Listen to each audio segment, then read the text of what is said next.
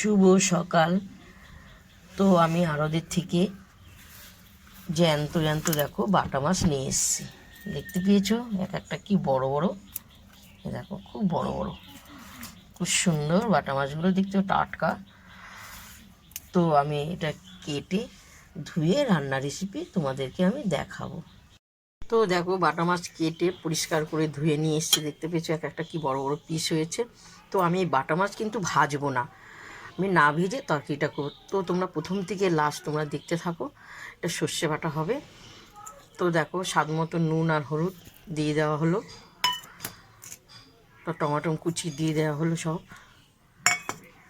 তো দেখো এখানে সর্ষে, সাদা সর্ষে, কাঁচা লঙ্কা, সাদা সর্ষে পেস্ট করা আছে, সব দিয়ে দেওয়া হলো, সব দিয়ে দেবো, দিয়ে ভালো করে মাখবো। এটা একটু ভাজবো না, খুব সুন্দর মেখে ঝুঁকে রান্না করব।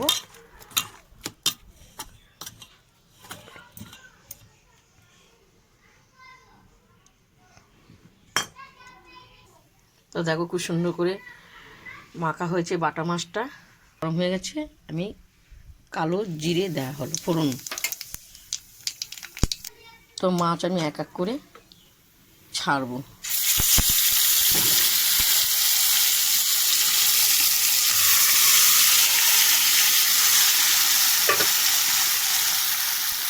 হালকা করে আমি নাড়াচাড়া করব, যেমনি কষানো হয়। খুব সুন্দর লাগবে এটা খেতে, খুব সুন্দর লাগবে। ইলিশ মাছের ভাপা যেরকম করা হয় তেমনি এটা এইভাবে করা হচ্ছে। তো দেখো এই পিটে পিট করে কিছুক্ষণ আমি নেড়ে চেড়ে দেওয়া হবে।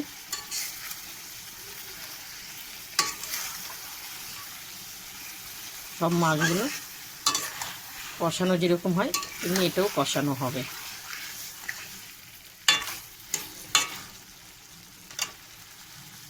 তো আমার কষানো হয়ে গেছে। আমি মশলা ধোয়ার জলটা পরিমাণে একটু দেওয়া হলো, তো পরিমাণে আর একটু জল দেওয়া হলো।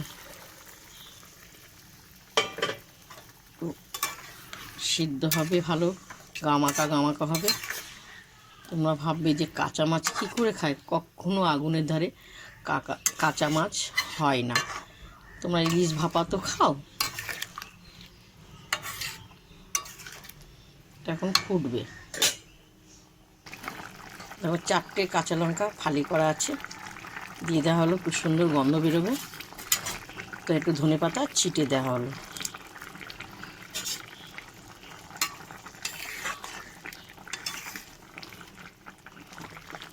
খুব সুন্দর গন্ধ বেরোচ্ছে না, বাটা মাছটা খুব তেল তেল ভাব। তো দেখো তরকারি আমার হয়ে এসছে। তো পরিমাণে আমি একটু কাঁচা তেল উপরে ঢেলে দেওয়া হলো।